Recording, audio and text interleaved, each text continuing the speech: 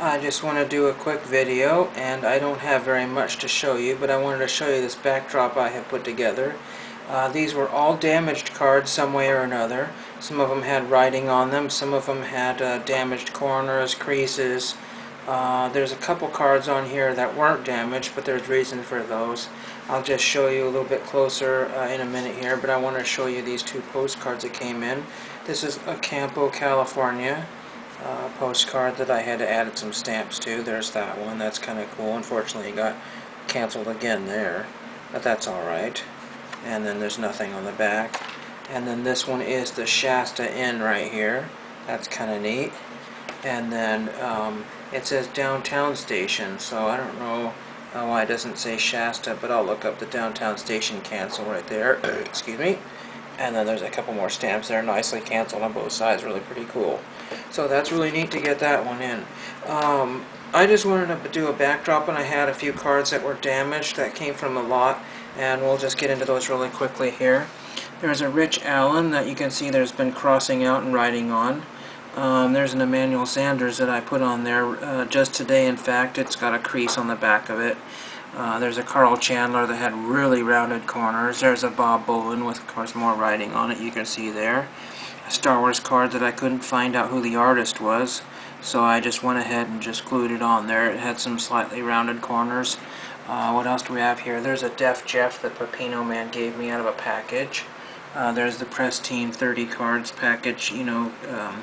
Then there's all my landscape cards, which I put on the side here. There's like the One Direction card, which should be thrown away, but I glued it on there. Let's see, we got a few race car cards that had some imperfect corners. There's a Diego Segui that was really ruined. It doesn't look like that from here.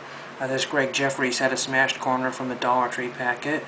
What else do we have here? There's a Wes Hopkins who recently passed away. I had that set out for TTM, but I just decided to glue that on there. There's a Kent Hole, which I tried to look up, and I didn't realize he had deceased. There's Luke Skywalker in beat-up condition. These are mostly duplicates. Jeff Moore had some major creases in it. Cal Ripken had some major creases on it.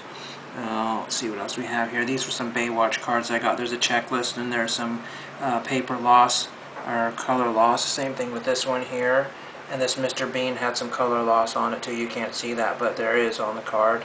What else is interesting here? There's a Tim Raines that had some rough corners, so none of these were gradable.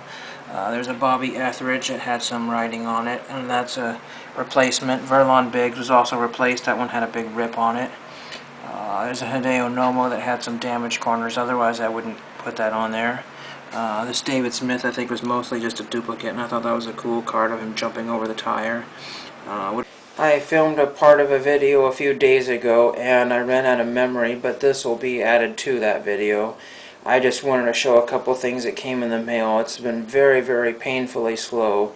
I don't know what is going on, why people haven't sent anything back, but and I showed you part of this backdrop I'm sort of using for a while here of damaged cards. Anyway, so what I got in today is one more postcard from Oak Run, California, stamped by the postmaster of Oak Run, California, and some sort of cancel right there. It's hard to see. About 6-cent and 29-cent stamps. And then Oak Run, California, 96069. So that's kind of cool. Another one to add to my collection. And one autograph came in, and it was one I had to send twice, but it finally came back because I screwed up and used the old address. And this is old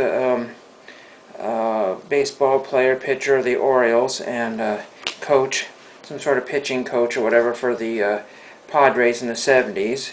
And this is Chuck Estrada on a 1964 Topps right there. Very good signer out of Santa Barbara or somewhere like that. So I don't know if you can see that. It's signed in pen. It shows up better in person. And then I had this 3x5 card that he signed on his shirt there.